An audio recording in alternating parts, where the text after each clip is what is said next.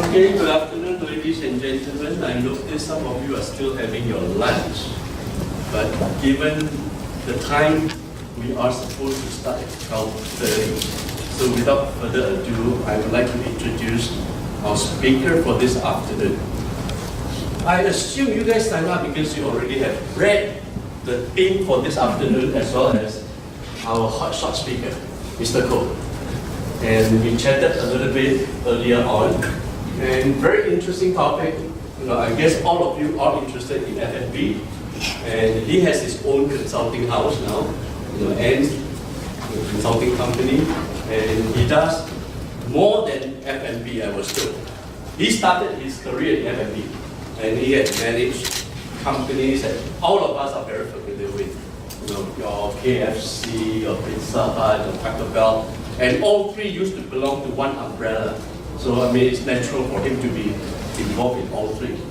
And given the fact that we all know the economy had gone up, gone down, moved up, moved down, but all of us need food to eat. So F&B is one industry that is likely to go on forever. And for those of you who are interested to be a franchisee of companies, talk to him. If you have something interesting, you want to be a franchisor to move into the region, talk to him. So we are here to learn from the expert. All yours, Mr. Koh.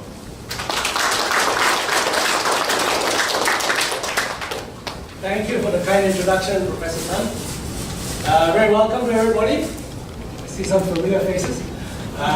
Really appreciate you taking time to off your lunch to be here today. Let me just give you a synopsis of what I'll be sharing. I will give you some perspective from my own personal experience and observations about franchising, particularly in the F&B industry. The recipe for success is not a guarantee for success, okay?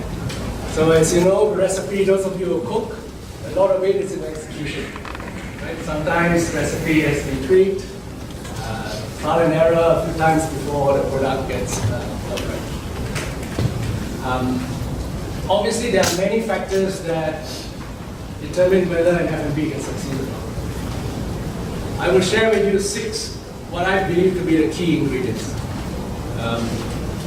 I think if these 6 areas are well managed, well executed, the probability of success will be much, much higher.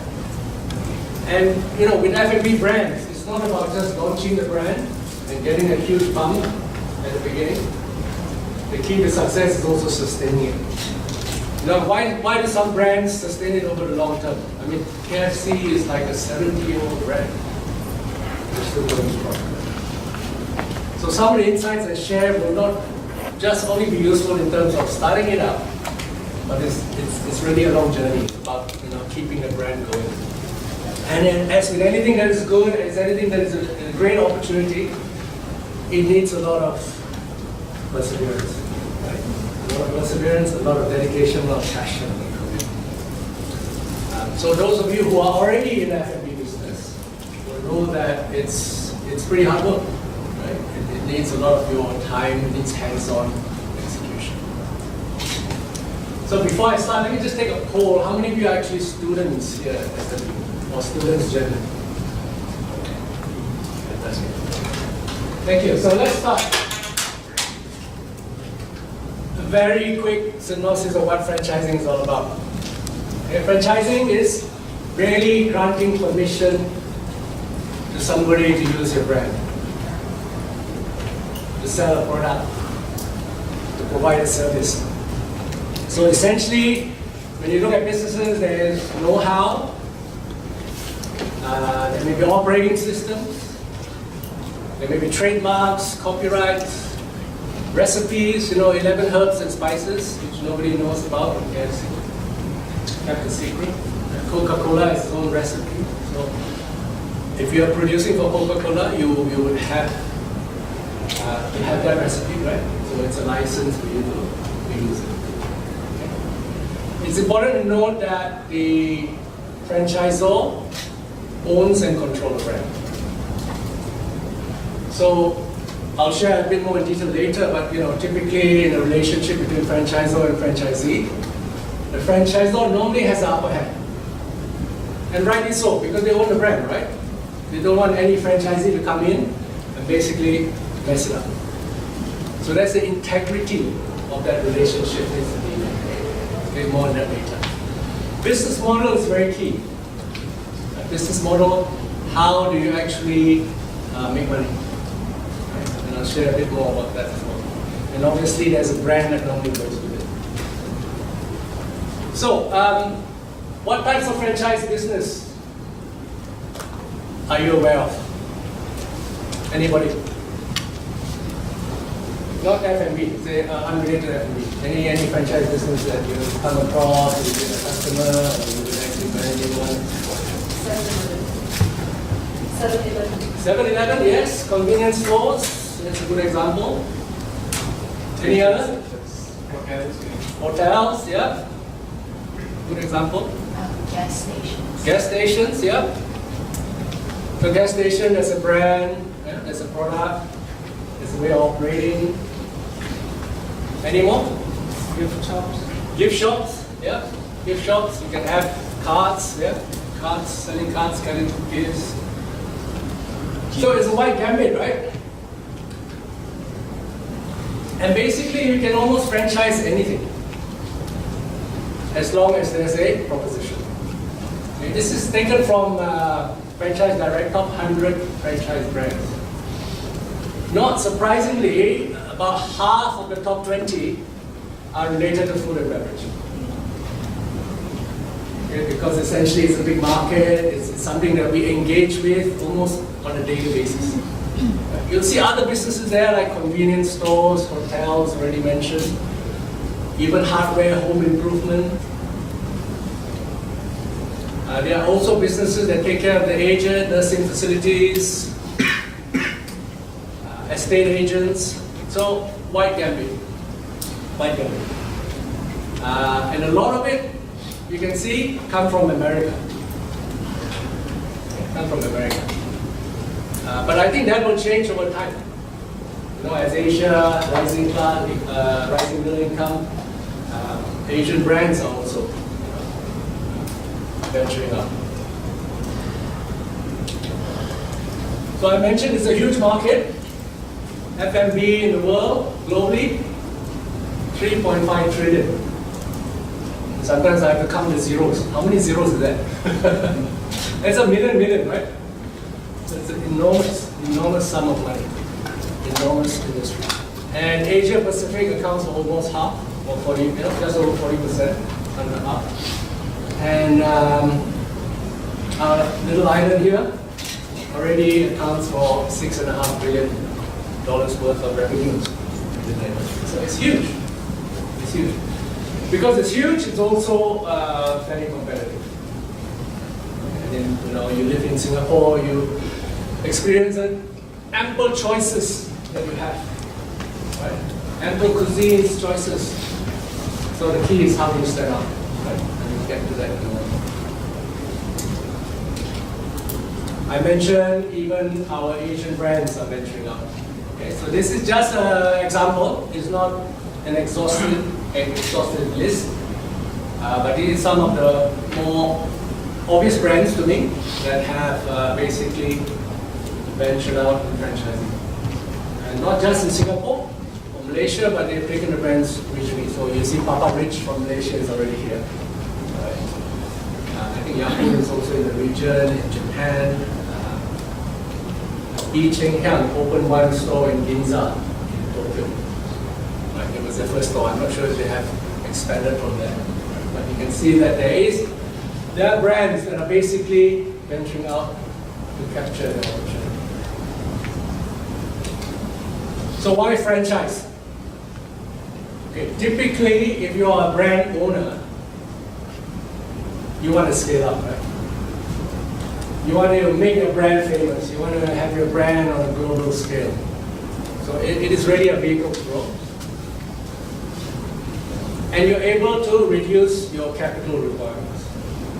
So very much using the capital of your franchisees. And it gives you that license to expand rapidly. Imagine if you're trying to do it yourself, trying to even just work in Asia, trying to launch in 10 countries by your own. Can you imagine how difficult that would be? It's not impossible, but you need to have deep pockets, you need to have networks, you need to have resources, and you need to understand every single of those 10 pockets, what the consumers are like. So in franchising, you can leverage the know-how of your franchise partner. So if you have a good operator in Malaysia, a good operator in Thailand, a good operator in the Philippines, you have franchisees that know the local market. Right? Although consumers share certain values, but they are really very unique, in their habits. Right? So a Filipino consumer may be very different from a Thai consumer, from a Singaporean consumer. So they consume the same brand. But what appeals to them can be slightly different. And it lowers the risk. It lowers the risk because I, as a franchisor, did not spend all my capital in expansion. The franchisee gets to operate a brand that is proven. So if any of you have been in a startup situation before, very different from taking a brand that's working and setting it up, right? Very different. So it spreads the risk. And that's why it's so popular. It's very popular, and particularly for brands that have proven themselves in a number of markets. It gives them the license to then recruit franchise. So what are the typical terms? This is not a review of the franchise contract. It's probably enough topic in a franchise contract for a separate seminar. Okay? But this is just the key relationships that happen between the both parties. But as a franchisor, I'm basically giving permission rights to my franchisee to use my know-how, the system, operating system, procedures, my brand, recipes, products, and you can sell them. Okay? In return for that, for the brand that I've set up, for the brand equity that I'm letting you use, franchisee normally has to pay a fee. And those fees can vary, but typically, if you are an F&B business, you'll have to pay a territorial fee. Okay? That gives you the right to develop that brand within an agreed geographical region.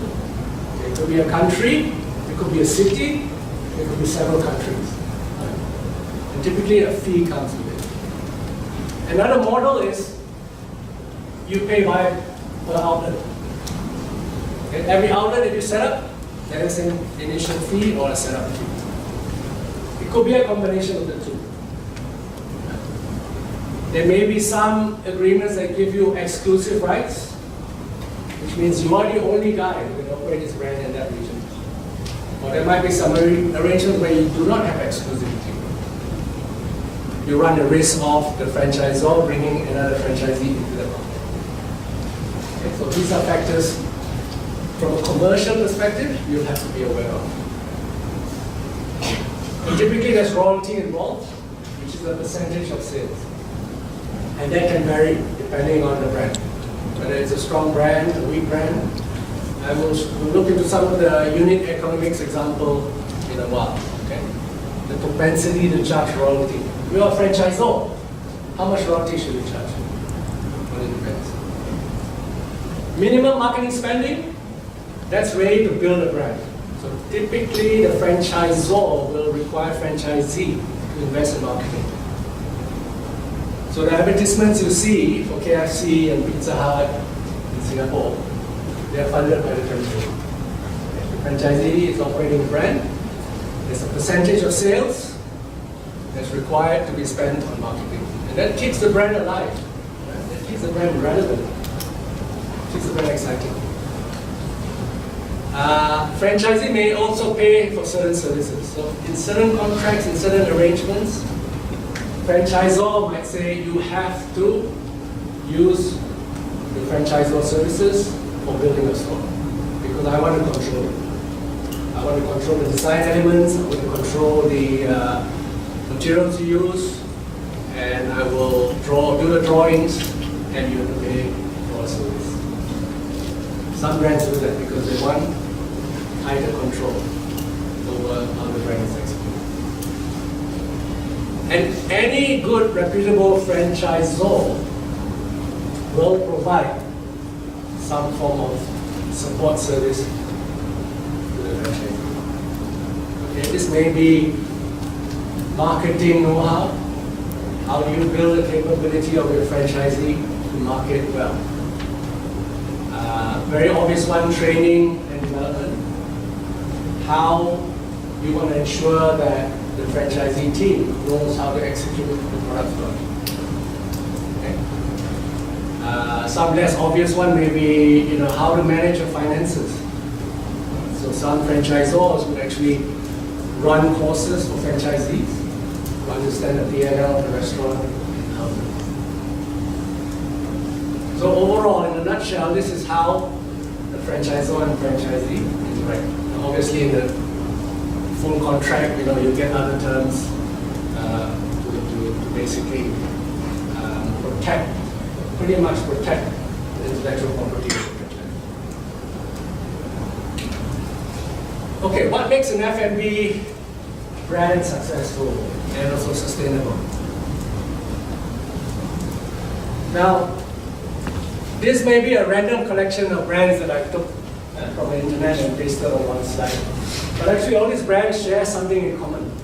They built in Singapore. Pardon? They left Singapore. They left Singapore. Yeah, well done. Well done. Okay, so you can see there are international names there. They are very reputable brands, but they couldn't succeed here. Why? Costa is about to leave. That's why you just want one coffee, right? No, they are about to leave. They've announced they'll be leaving Singapore. So they'll be closing down. So they're probably down to 2 or 3 units. Yeah, Wendy's came in, and then Wendy's was run by the Kopitiam Group for a while. They have come in and gone up twice. Wendy's. Taco Bell. I was with Yum when we brought Taco Bell here, but they couldn't succeed. Why? Yeah, I'll share a bit more about that. Papa John's is a very big brand in the US, good quality pizzas. So clearly, there are challenges behind just a strong brand, right? A strong brand, good product, sometimes cannot succeed. So we'll take a look. Now, I did say I would share with you 6 what I feel are the key factors. Okay? The first one is the consumer value proposition. Okay? Most of you studying marketing will know that if you want to sell something, you want to make sure that is attractive to the consumer. Something that the consumer wants. So the very first question we should ask ourselves is, why would the consumer want this? If it's not differentiated, why would they want it? If it's inferior, why would they want it? Because before you sink money into a business, you're going to make sure that people want your product. As fundamental as that is, sometimes overlooked, because in F&B, in fact in any other business, it's very easy to get emotional about it. To apply your own perspective, you get emotional, you're passionate about things, but it's good always to have data to back your hunch, okay? So that you can have confidence when you launch a product. Okay? It shouldn't be a me too. It must be focused, differentiated, and obviously highly relevant. Now, just a hypothetical example here. Those of you who've read Blue Ocean Strategy will recognize this chart.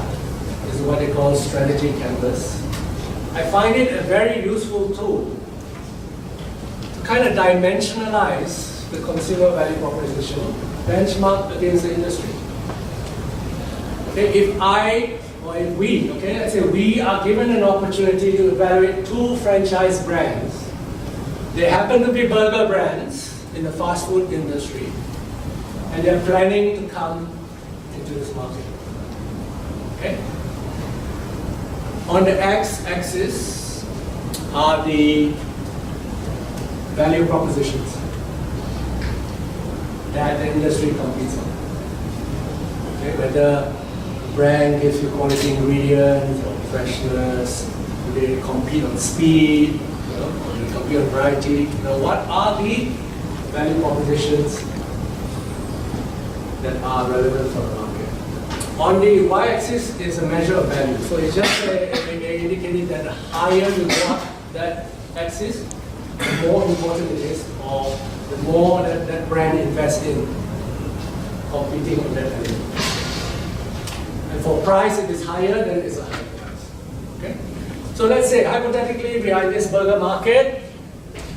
The price is kind of affordable, so I'm looking at the yellow line.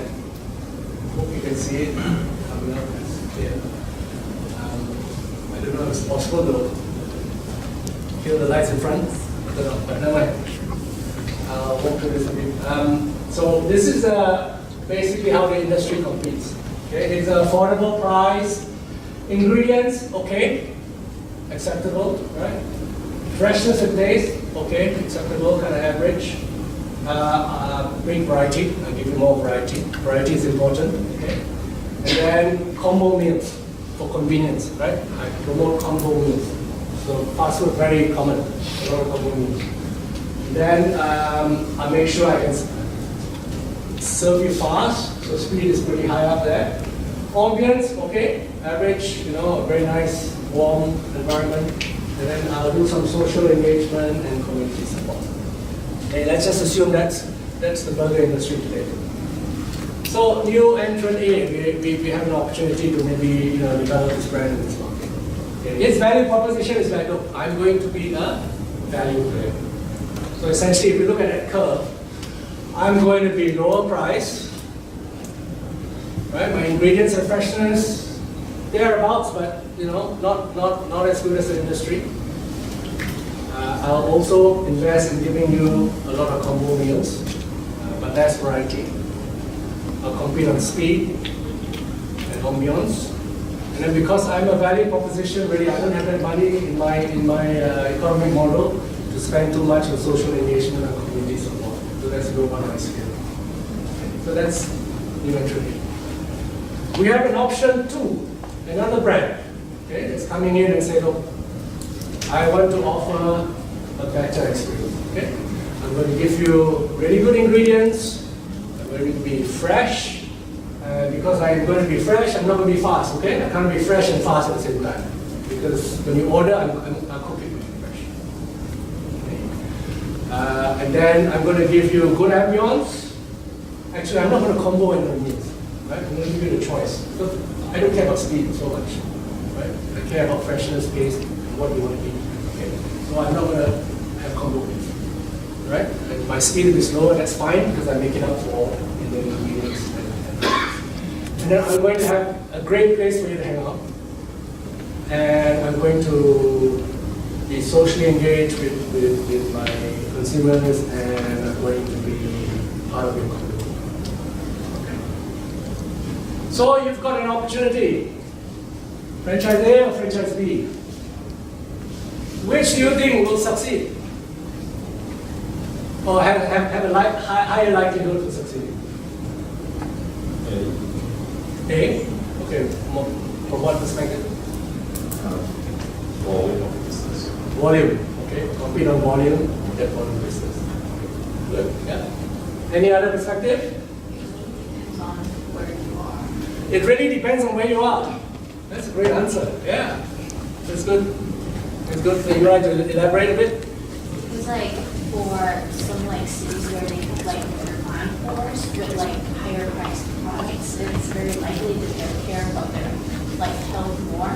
So an option B will be more likely to be sold. Okay. But then for some places where they don't really care about the quality, but they care more about the price and speed because they have to go out and work, and people are blue collar workers, and it's more likely for them to buy quality.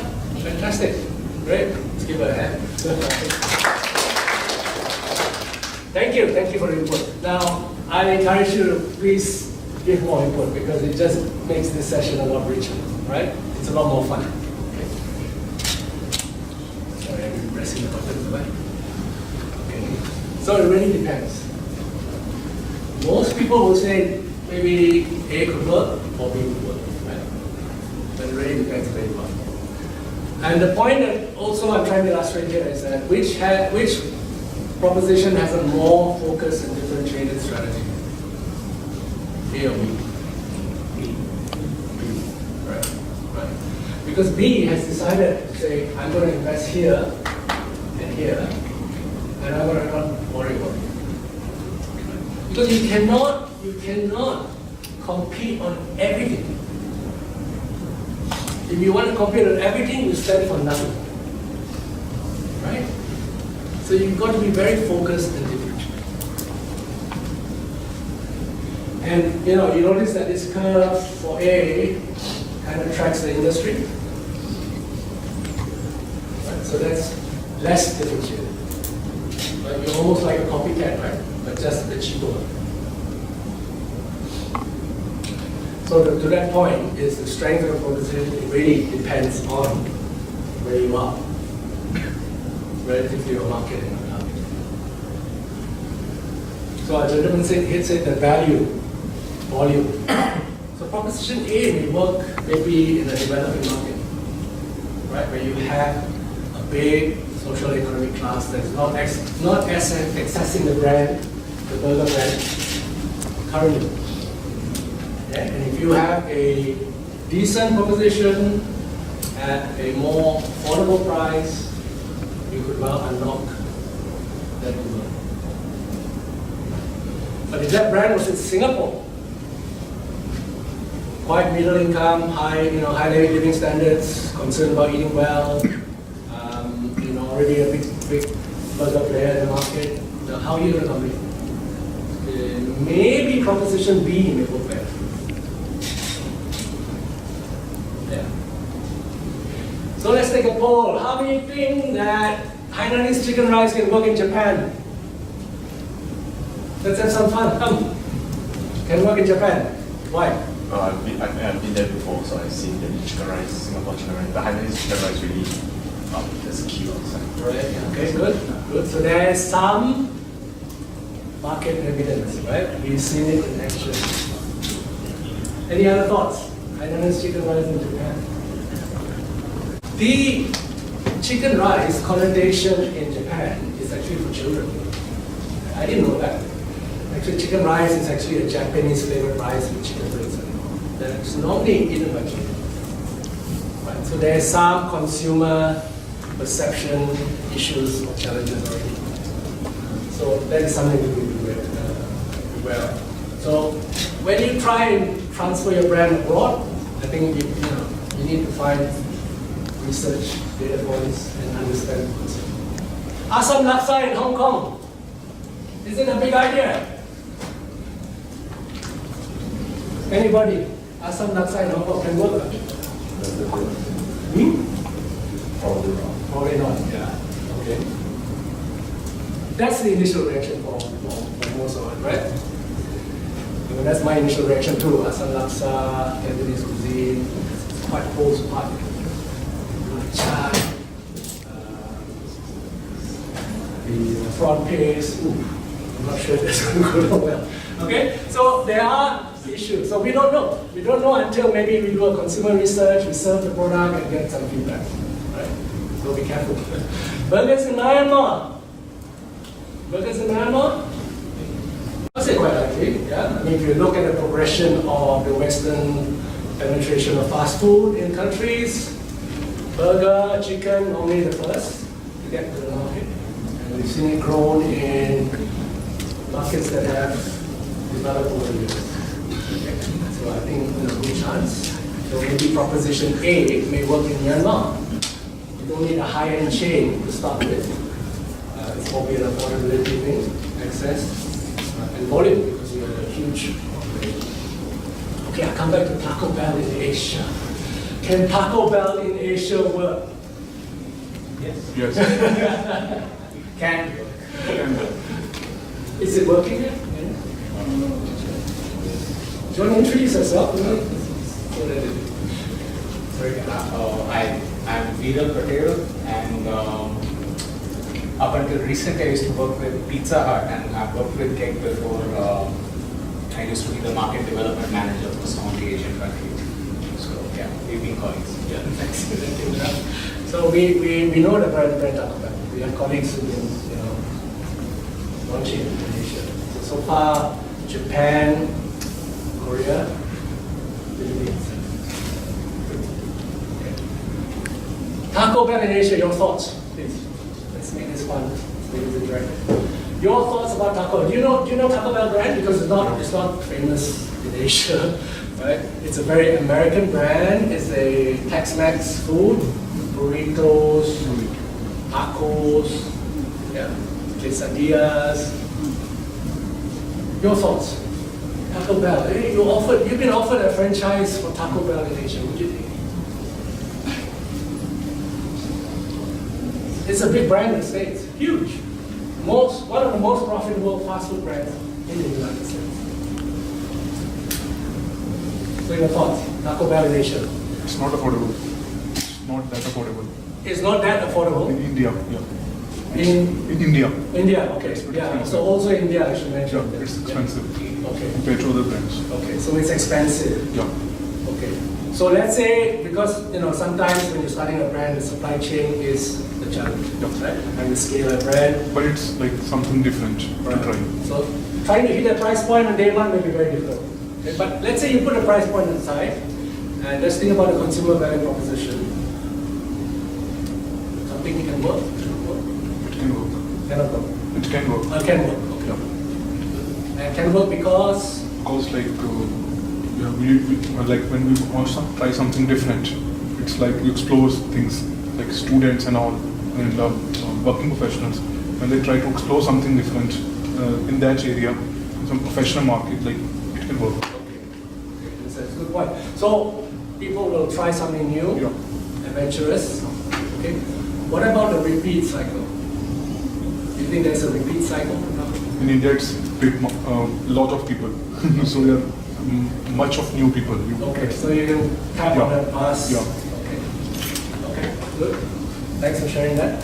Another perspective here. I think if it's a big, huge market possible, but if it's small like Singapore, I think it's very tough because firstly it's not a staple food for locals, right? And it could be a novelty, right?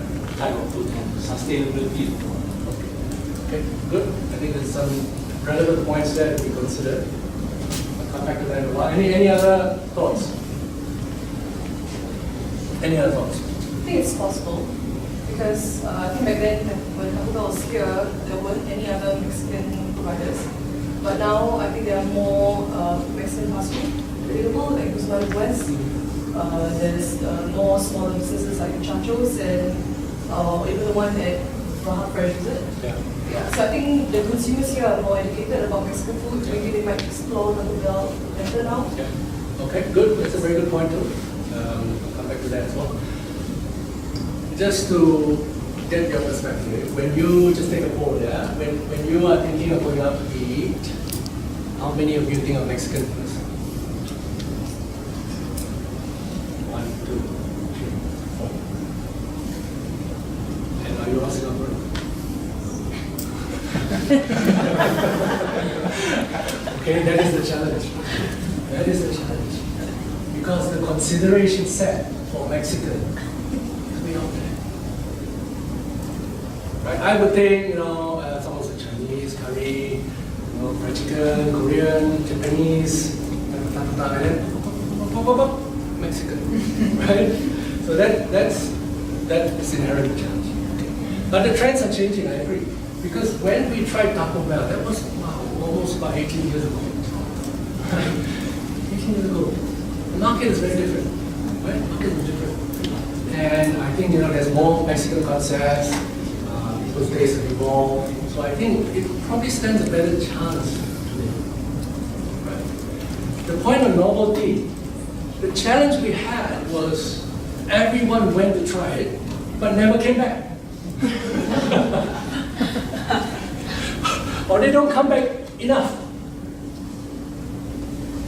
Right? So that's why I think when we look at evaluating F&B is that it cannot just be a novelty. People have to come back, give you that sustainability. Right?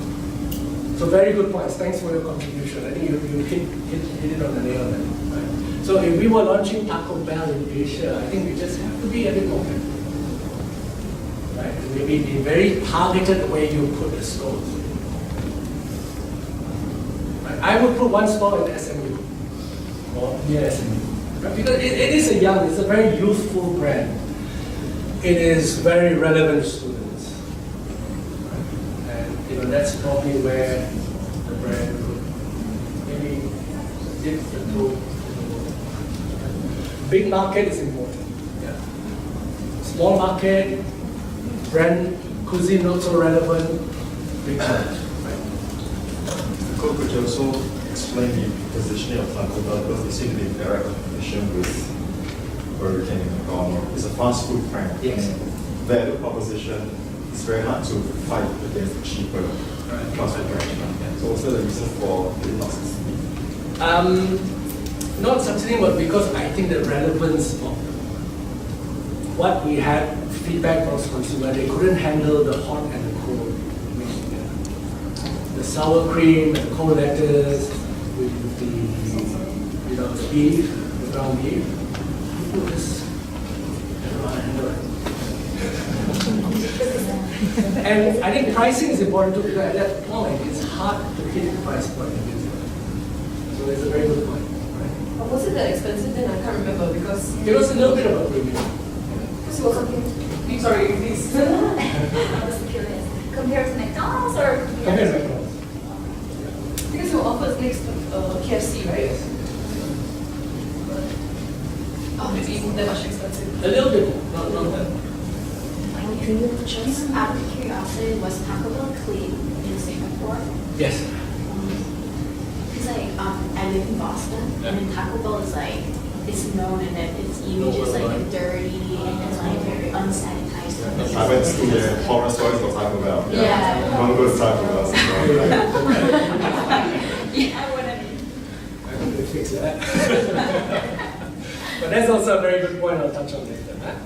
Okay, so yeah, so price point is important, but the positioning in US is very, very focused. It is a value brand because they have scale. And they had a tagline before was think outside the box, which means be different. Okay, I got an attitude here. My brand attitude is I'm different, right? And I'm full of fun, cheekiness, and we just laugh at the ads. Right? If you Google Taco Bell commercials on YouTube, you're gonna have a fun time. Okay? You're gonna have a fun time. Now the tagline is live fast, which means live more in Spanish, right? Live fast, lots of people. So live your life to the max. So again, watch the ads. I think you'll see the brand positioning very, very clear coming up. So that was number one. Number two is profitability. Okay? Very, very important. There is no franchisable proposition if the franchisee cannot make money. Simple. No matter what you say about the brand, your emotions, your passion, your commitment, if it doesn't make money, franchisee cannot grow. Right? So it must be a proven model that you can replicate and scale.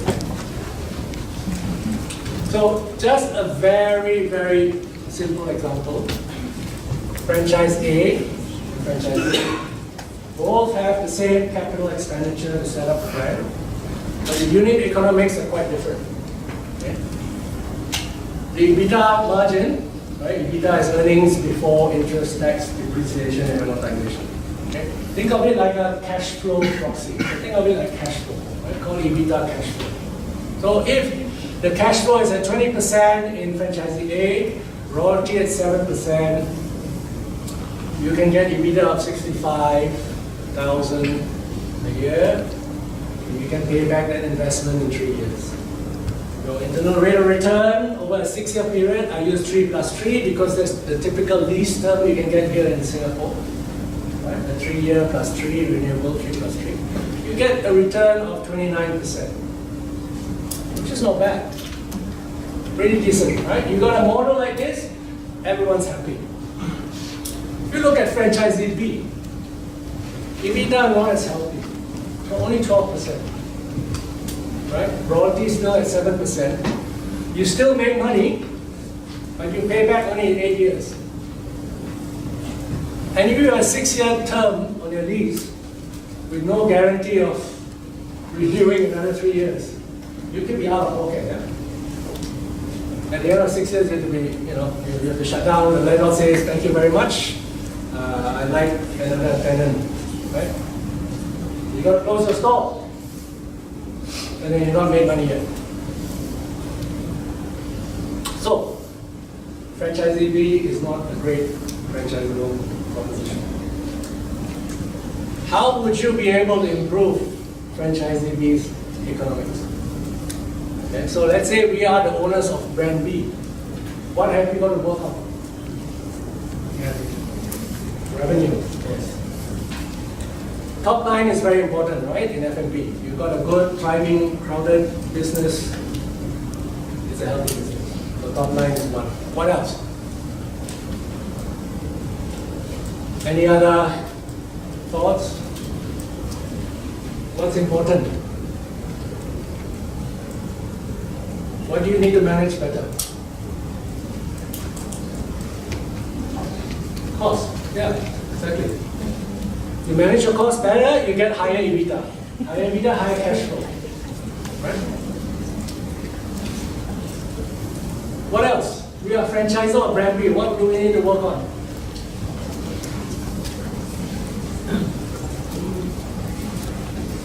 It may not be the line that we want to change, but it may have to change.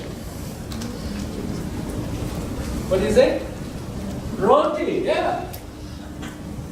Can I earn 7% royalty on this business? Let's say we've done all that we can, right? And we can't get more EBITDA. Can we charge 7% on this business? But we cannot get greedy as franchisors. Right? Franchisee, what did I say in the beginning? Franchisee must make money in order for it to succeed. So there could be a need to relook at the royalty rate.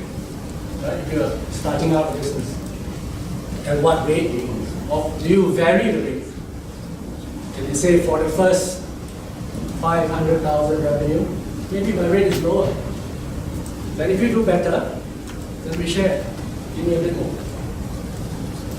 So there are ways to work around that. How you structure your market. So these are the areas to really work for the economy.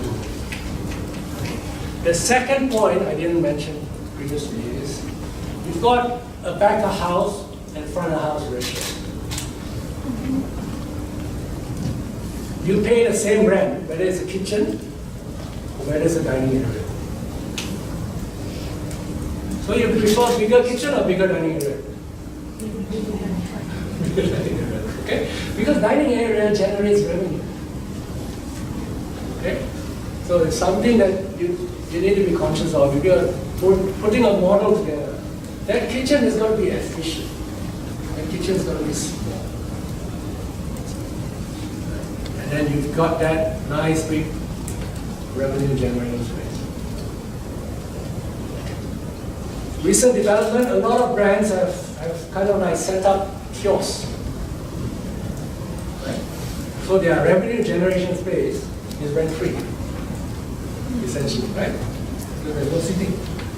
They rely on traffic to come, buy takeaway.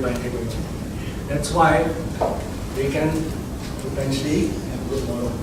Right? As long as their value proposition is strong, high turnover, no rent for sitting space. But no doubt they would have to pay higher per square feet for their kiosk. Because that's just the way landlords charge. Right? The smaller the space, the higher the square feet. Okay? And then the point about reasonable royalties and fees. Make sure that there is a win-win. Okay, which brings me to the number 3, which is the franchisee-franchisor relationship. Now, inevitably, the contract will be skewed to the franchisor. Okay? Because they want the brand. But the franchisor should not be high-handed in that relationship. Okay? You must realize it is a partnership. It is not like a master-servant relationship. It is a partnership. And as long as the franchisor can take care of the franchisee, and the franchisee can take care of the brand, then you've got a formula.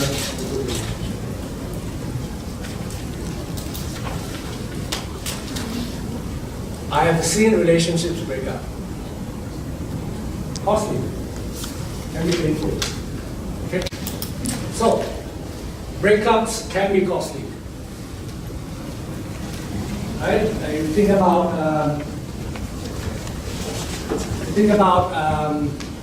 the loss of the brand presence I mentioned, right? The cost for re-entry, the loss of revenue overnight,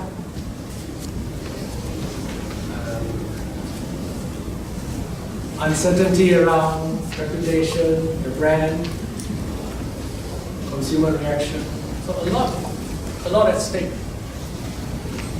So I think it's important to start relationship right at the outset, to make sure that if you are a franchisor, view the relationship as a partnership, that your success of the franchisee is your success. And the franchisee must also evaluate the franchisor to see what kind of franchisor it is. Because there are instances of maybe unscrupulous franchisors. Right? They're happy to sell you the package, happy to sell you the model, happy to sell you the ingredients. You don't really care about whether you get it.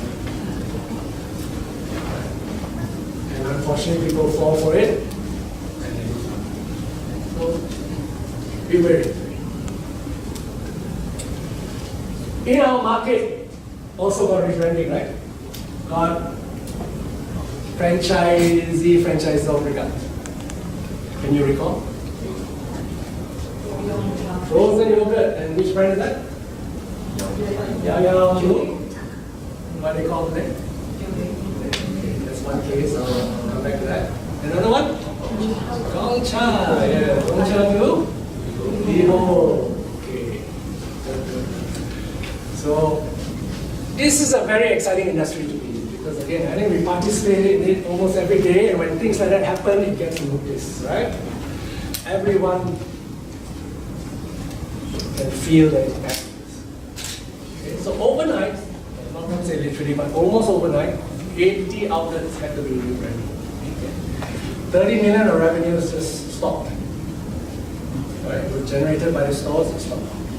Okay, one of the reasons I gathered from the public sphere is that the owner of the franchisor changed hands. Okay. So if I was dealing with my franchisor, we're good buddies. My buddy, for one reason or another, sold to another guy. I have to rebuild that relationship. Right? So that could be one risk of franchising. Right? That the ownership change, you've got to rebuild that relationship. And for some reason, that relationship didn't flourish. Right? We were told that they couldn't agree on the terms. Right? The new franchise terms couldn't agree. So they decided to part ways. And then the franchisee set up a brand. Right? Reported affairs cost about 1 million to rebrand. And then we don't know how much revenue now it's generating. Right? I don't know. But just to poll, how many of you were Gongcha drinkers before the rebranding? Okay, quite a few. So when they rebranded, did you try Liho? Yeah. Some you know, some yeah.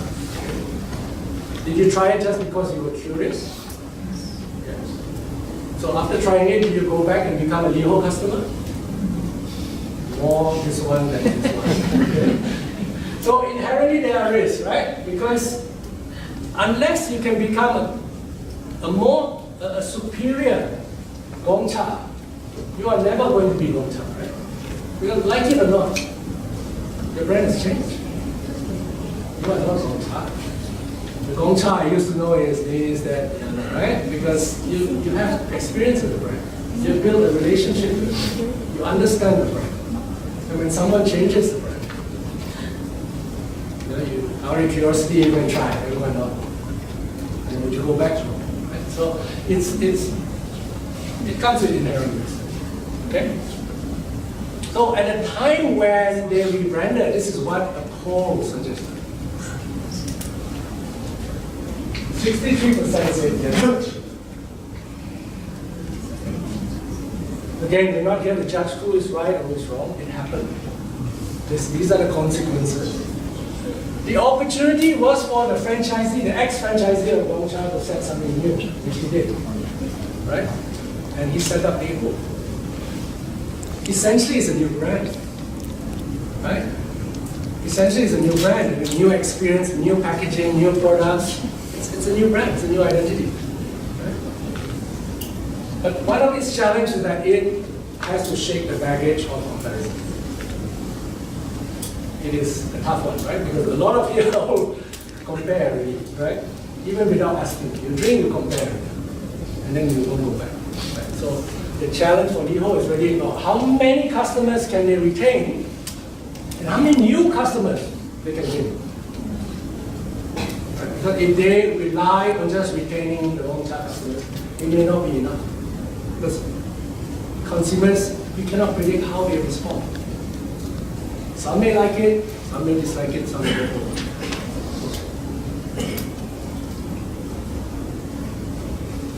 The other one, Yao Yao to Yole.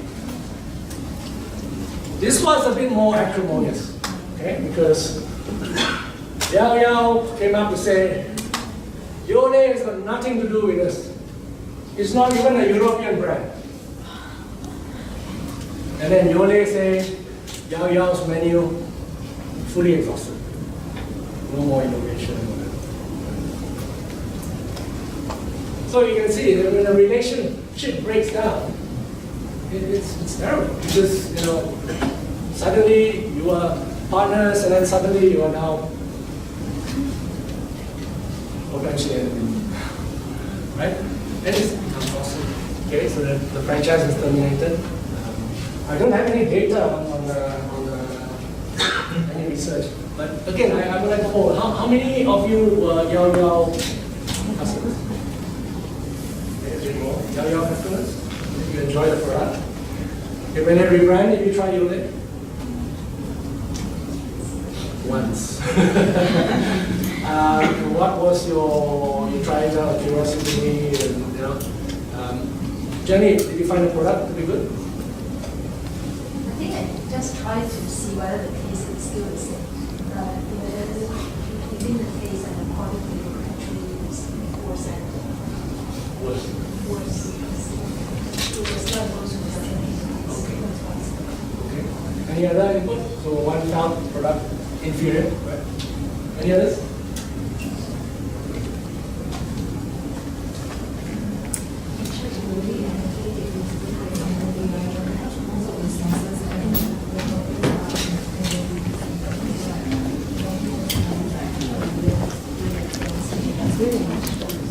So there's one consumer here that said maybe the change wasn't so drastic. Toppings all the same, right? Variety is the same. Just change maybe the product name, yeah? Maybe some of the formulations. Okay? So it just goes to show consumer will respond in different ways. You cannot guarantee that all of your consumers will say, hey, this is great, yeah? This is like good old days, right? I'll consume Yole. No. Some go back, some don't go back, some like it, some don't. So there's inherently a risk that you will lose. How are they doing now? I don't know, right? But I hazard to guess that they probably lost it. That's my observation. Yeah? The queues are not as long, and we have a subset of their existing customers that will probably respond to it nicely. So swapping out brands generally not a good thing. Generally not a good thing. Okay? You really change your identity, your look and feel is different. What originally was a brand from Taiwan is now Liho, is no longer a Taiwanese brand, right? origins have changed. Right? Jiao Miao comes from Spain, Yole comes from Europe, you know, right? This country, but it's not Spain, I don't know. So there's some ambiguity. Then you get differences in your experience. The packaging is different, the menu offering different, color scheme, pricing, whatever. Right? And the biggest, I think, that you do not know is how consumers will react. And just by the simple poll today, you can't predict. And it will be different for different people. Because essentially, there will be comparison. There's a baggage of comparison, but the old loyalty to the brand, the old experience versus the new value proposition, the new experience, the journey model. So that relationship has to be tight. And you build it by building trust. Right? So franchisor has to treat the franchisee right. The franchisee needs to also know that it is not the brand owner. Right? I am just stewarding, I'm just managing a brand on behalf of the owner. So franchisee cannot be too petulant also, right? Cannot demand rights that rightfully should not be theirs. Because they're not the brand owner. So when franchisee-franchisor relationship focuses on the consumer, focuses on building the brand, that's when that relationship will work. So they must understand each other. You've got a problem when the franchisor or franchisee start to pull the contract and start looking at the contract. You're going down a slippery road. Right? Because the contract is really a parameter to operate in. But if I say, I have the right to do this, you don't have the right, I built up the brand from scratch, your brand was not here, I built it up to 150 units, now I have the right to do this. Franchising cannot do that. Okay? I think there are many better ways as well to achieve what is right for the brand.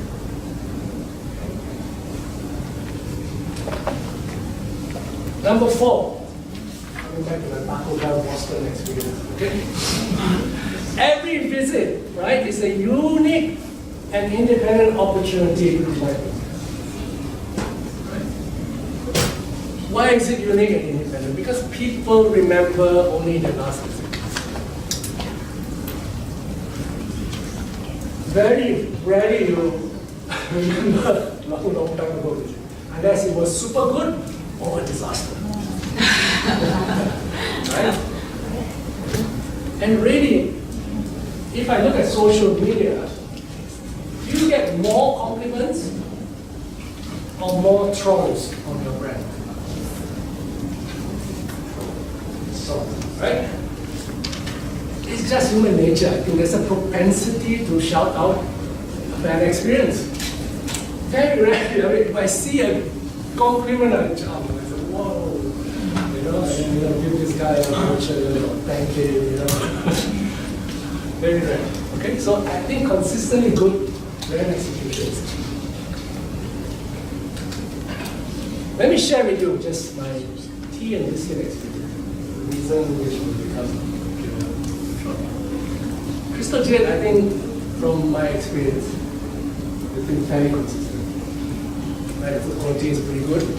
Service, generally attentive. And I visited a Punggol Oasis branch, a new concept called Dim Sum Inc.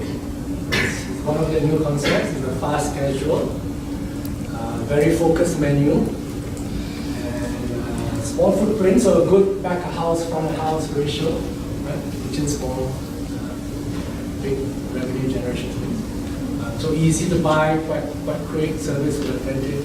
And what I liked was they kept an eye out on my cup of tea. Whenever I was running low, simple things. Other places normally have to grab attention, pass. Generally, my experience has been pretty good. They will come in, check, attentive, generous. Starbucks. I went to Starbucks. How many know Starbucks at United Square? You like that Starbucks? Starbucks Reserve. Plus. It's a very nice place, right? I enjoy it. Okay? Went there with a bunch of friends, And then we ordered coffee, some Colombian reserve, and then kind of exclusive only in the store for this time only. So very excited. My friends choose, they have different types of brewing methodology, right? So my friends choose this brew out of the chemistry set or something, right? Drinks, right? And then for me, I have espresso machine, so I said, that blended espresso machine. So they brought the product, they asked what's in a slightly different cup to mine, one was nice. And then came with biscuits. I cheekily asked, hey, how come mine no biscuits? We're all having the same coffee. So I said, no, biscuits only for those drink. Okay, no problem. 2 minutes later, he came back with a biscuit for me. I said, oh, isn't that wonderful?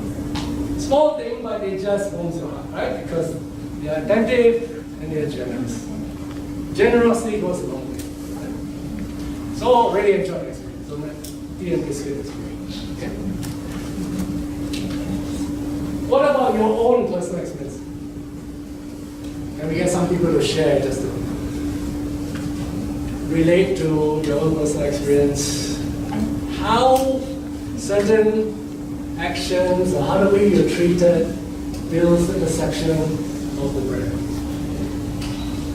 It can be a good experience. I prefer a good experience, okay? But if it's a bad experience, also okay. Because we got to accept that we don't get it right all the time. Can you imagine Starbucks, KFC, Pizza, 20, 30,000 stores in the world, right? You think they get it right all the time? No, right? But it's important to get it right most of the time. Any experience you want to share? Yes, please. One of my personal favorite brands is Haidilao, yes, I was hoping someone would mention that. Works with customer service because once that was my son, he was driving and it was not a big time for them. The Haidilao service suddenly was calling out. There's something wrong. It's like medicine. And my second visit here, I was so so close. Actually sleeping on the whole waiting for the service. Then one of the celebrities. So these are the warming moments. Brings me back to Yeah, fantastic. Thank you for sharing that. It's great. You feel the human energy when you hear the story, right? Someone actually cared for you. Brought you a blanket. Someone actually bothered to help you with your crime stuff. Fantastic. So that brand equity is way up there for our lady. Right? And no wonder I cannot get to Haidilao. Every time I go, it's long queue. I say, oh, okay. Long queue. And maybe I better try it. Any one more story.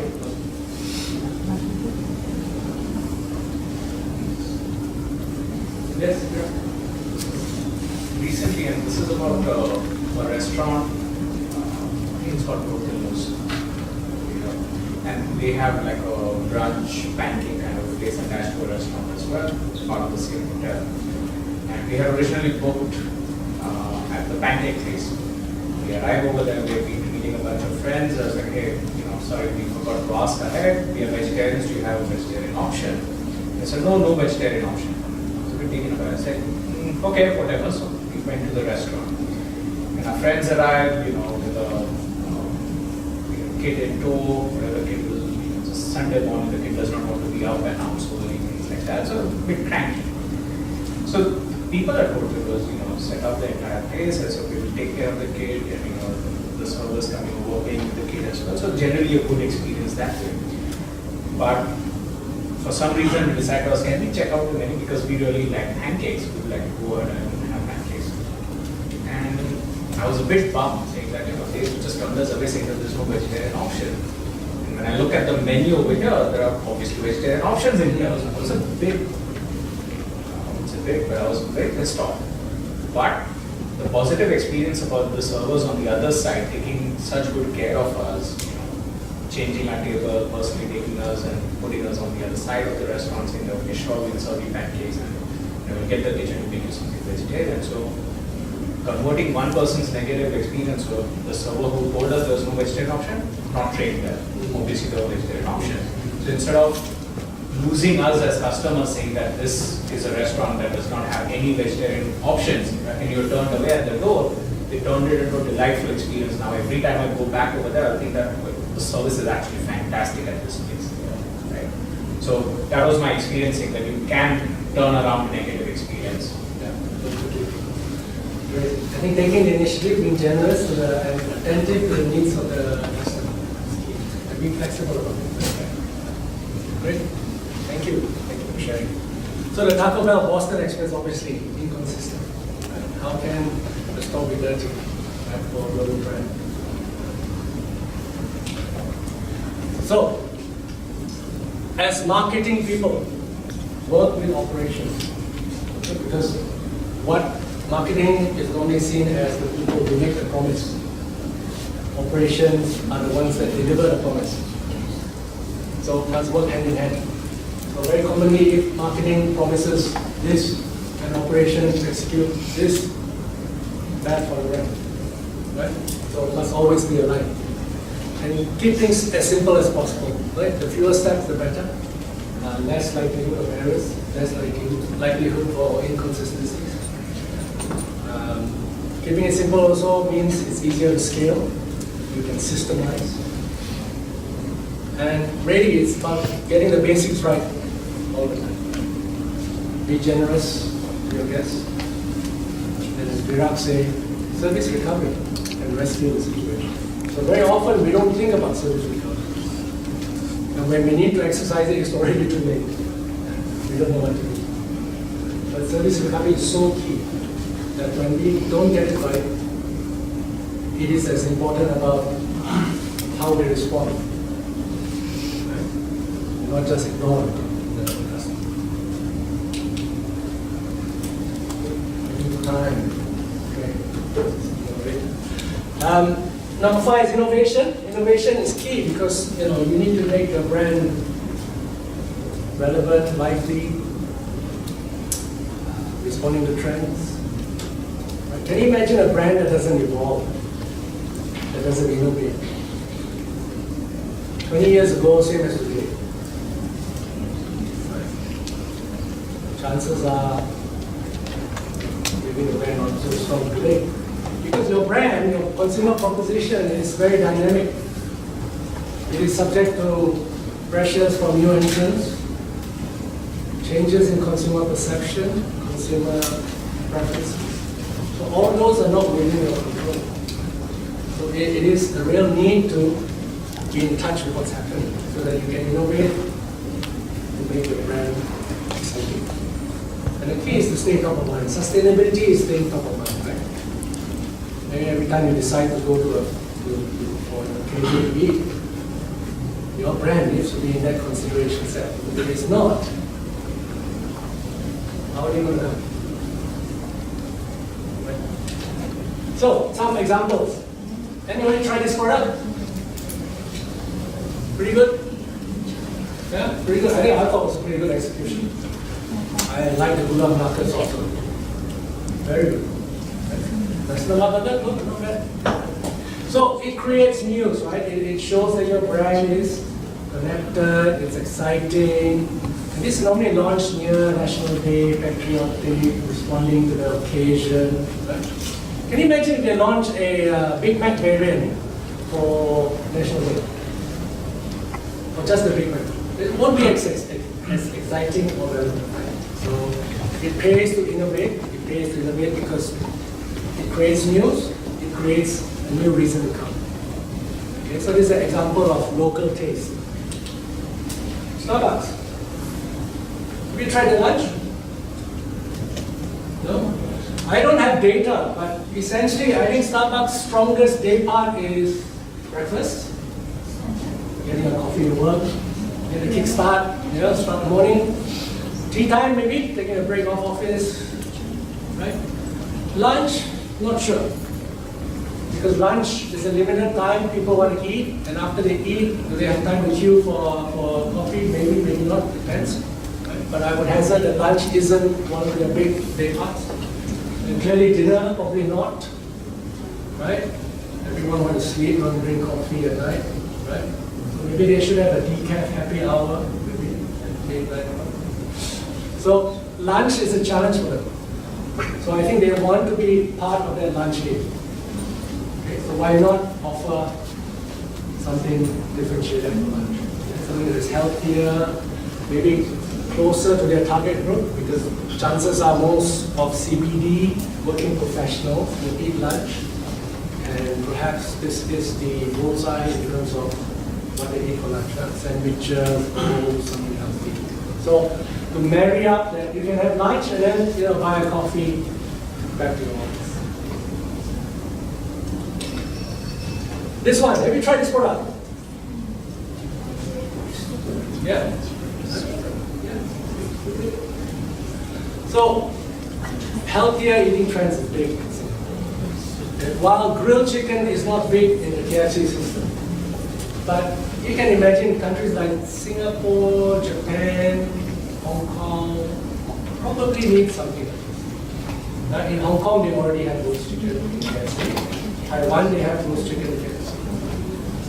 Japan also, they have a grilled burger. So this is in response to trends that we have an aging demographic in this market, and people don't use the brand as frequently as before, in certain age groups.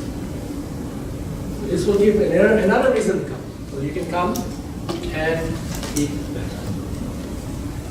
As a franchise, how much customization do you have with it? I know that franchisor is controlling everything, but yet you have some liberty to introduce culture. So that's a good question.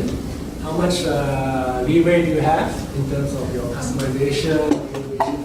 It will depend brand by brand. Brand philosophy. So in KFC, the brand philosophy is that they allow franchisees to innovate within certain brand parameters. So it's quite exciting working with KFC because you got a bit more creativity which you can bring to the market.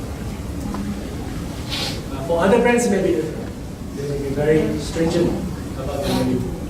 Any introduction or even a limited time offer, you have to get it. It's not to say that there's no approval process, but there is a general philosophy that this is encouraged. But franchisor has the final say. Okay, this is Froyo, which is again KFC, building a dessert. And if you try the product, it's pretty good, right? It's good value, it's very refreshing, and it pairs well with the fried chicken. So in even launching a dessert range, right? You could apply that consumer value proposition. What is it that you want to compete on? So it would be quite easy for us to say, why don't we launch soft serve also? McDonald's, after all, has a big, soft serve business. People like soft serve. Why don't we launch soft serve? Right? But the thinking was, if you launch soft serve, you become me too, right? How are you going to win people over? Your soft serve must be softer and better. So that could be one way, right? That could be one way. Right? But the team thought differently and said, look, a lot of frozen yogurt at the moment, but chances are there's going to be consolidation. Right? We've seen it happen with egg tarts, we've seen it happen with bubble tea, so there's no reason why frozen yogurt will consolidate. And then we make sure that we are the one playing in that market for the long term. So innovate to build a brand. And innovation, the examples I've given were just product and day part predictor. But essentially, you can innovate in all aspects of the consumer experience. The visual, payments, the in-store experience, heightened up, right? Innovation around service, making sure that service is a competitive advantage. Even the packaging, how easy is it to unpack? Right? And then responding to trends. All this critical. In particular, communications. How many of you actually watch prime time free-to-air TV?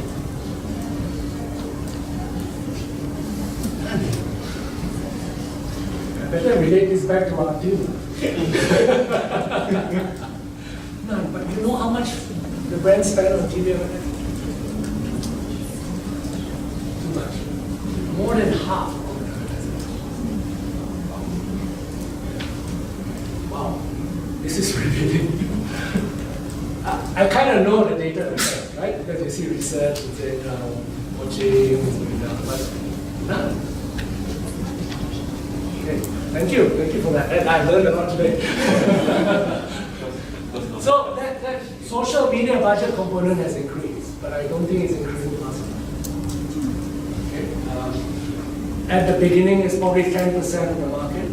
It's probably grown to about maybe a third of the budget. I believe that it should be more than half. It's really engaging more on a personal basis. Okay, the final one, culture and value. Very, very much overlooked. Very, very much overlooked by franchisee or franchisor. Okay. The culture and value is so critical because in a system of many stores, how do you build unity if you don't have a culture? What is the accepted behavior from your team? If you do not have a reference point or standard, store A could be very well run, store B could be having a bad reputation because it's not clean. Store C could be the worst service in town, right? So culture and values is so important that it often gets overlooked. And I just use Starbucks. It's a very well used example. Okay. But I thought it's good to illustrate for illustration. Essentially, what they are saying is that we are human beings. We are warm. We want to treat you right. We want to treat our environment right. And we don't settle. We want to grow. We want to make things better. And make sure that we give you a good experience. And we're part of the community. Do you feel that when you go to Starbucks?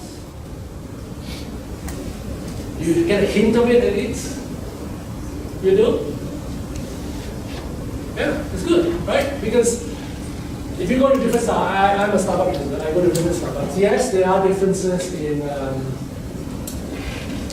level of service and energy because the individuals are different. But essentially, they've never ever turned down any request.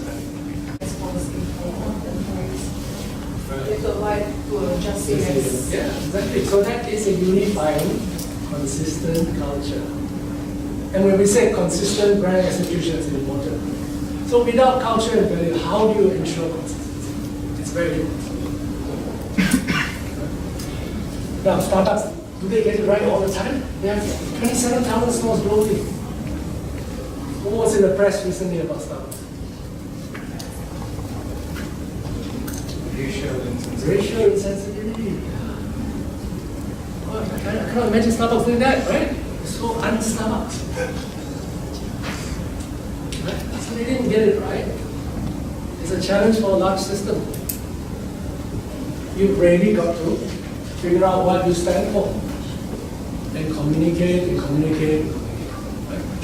And I think one of the respondents to the news article, one of the persons interviewed put it right, large systems like that are bound to have issues and incidents now and again.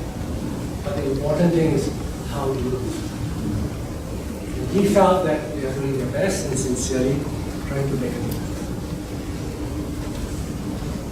So can you imagine running a system without common values and culture?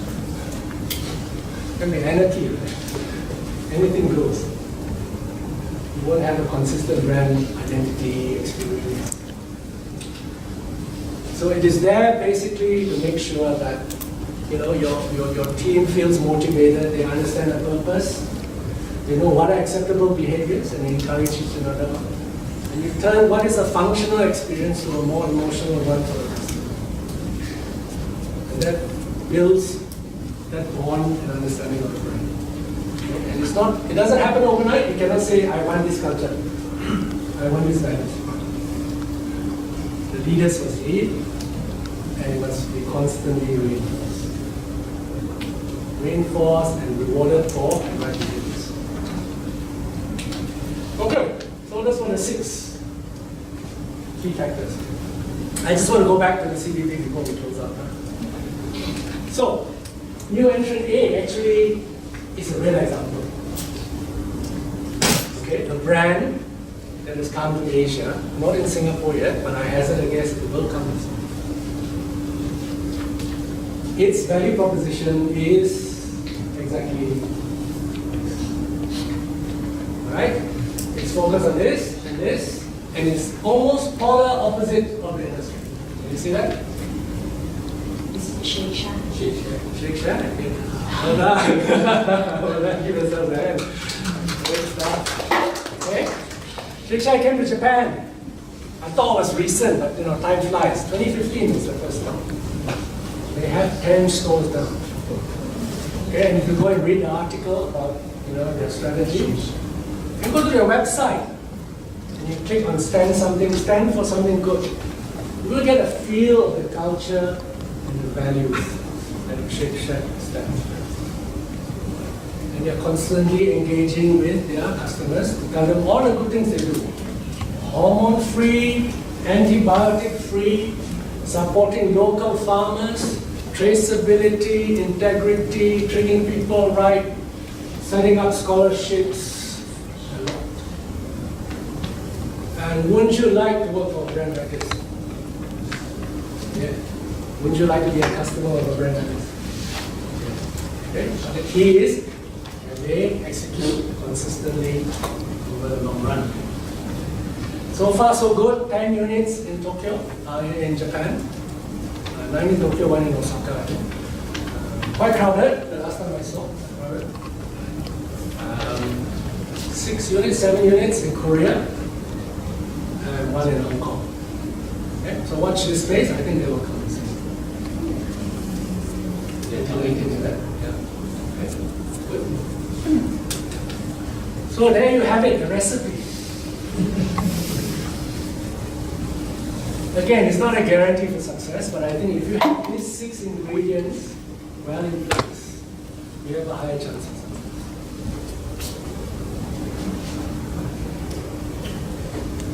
I'm sorry I took a bit longer. I only did 2 minutes for Q&A. 2 minutes for Q&A. Anything you want to ask? Is license buying also part of franchising? Yes, I mean the terms sometimes are used interchangeably. Right? Licensing, sometimes there are different models. Some may license just a product. Okay, so let's say I'm Disney. You like to distribute Mickey Mouse watches. So I said, I license you Mickey Mouse watches. And you submit the design. And Starbucks, interestingly enough, is a licensing one. Okay, it wasn't in the top 20 franchises, which surprised me. They term it licensing because they want to control the brand closely, right? So they will license certain aspects.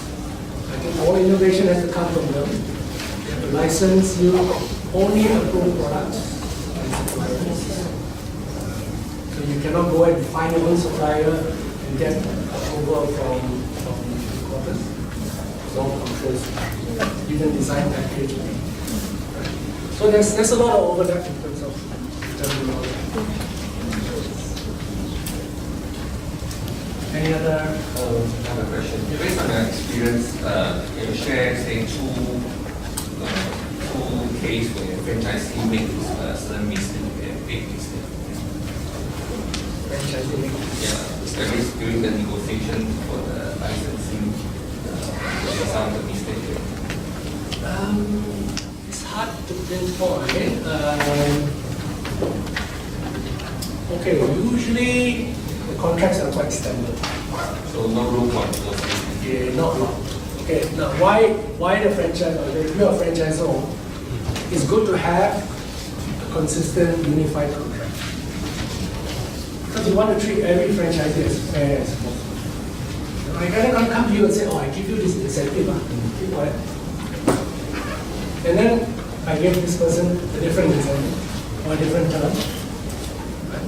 Somehow or other, you will talk to him, right? And then they'll find out, why is this guy having a better term? So that integrity, that consistency in the way you treat franchising is very important. In a negotiation, I suppose if it's a mistake, maybe you won't say a mistake, maybe a misjudgment, would be typically you want to agree number of units to grow. How many can you build? I am franchisor would learn a lot, okay? And you build a lot for me. So sometimes when I give you the franchise, I want X number. So there's a fair amount of judgment in that, right? Especially if you're new to the market. Can I be fully confident that the brand will make money and succeed from day one? And if I have to build 10 stores within 6 months, 12 months, it's a matter of judgment. Do you think there's opportunity for like a small Singapore setup, already a SME, maybe a 1 unit, third way independent coffee store, to go into the franchise model, to become a franchisor? Is it a good way to expand? I would say, yeah, expansion with franchising is less risky, right? Less risky. But go back to the consumer value. A lot of cafes, a lot of coffee places. What makes it different? Why would people want to come to? I mean, that fundamentally is the key consideration. Right? If you have a superior value proposition, and I would say test it out in more smaller ways. If you have one, I as a franchisee may not have the confidence to take it right.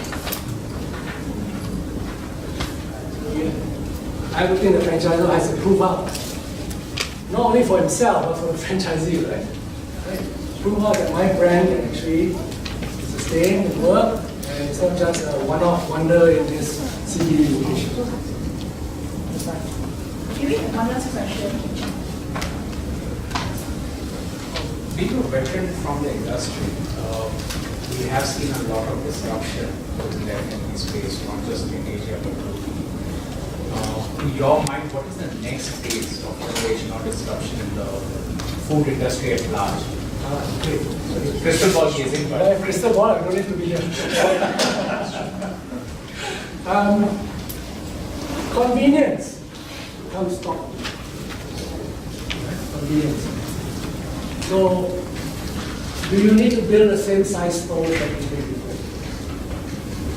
Because what we've seen is the trend of takeaway and the trend of delivery are growing.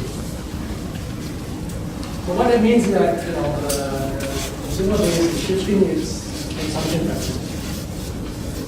The way they're not coming to buy and eat. They're coming to buy and take home, buy and consume on the go, so that they can go back and watch YouTube and groceries. I think that would be one. So be mindful about that. I don't know whether it'll go all the way to ready to eat. In some mature markets in Europe and the US, ready to eat foods are quite big, a huge thing. But if you look at Asia, our ready to eat is food court, hawker center, right? Ready to eat also now can be Deliveroo and food vendor. So all these are ready to eat. Now whether it will shift to a more retail ready to eat, don't know. It's still improvement. But if anyone's going to ready to eat, I think it has to be very focused and niche, because it's going to be tough getting to the masses. You're going to shift. Go back to consumer value proposition and see what. All right? Thank you. Okay.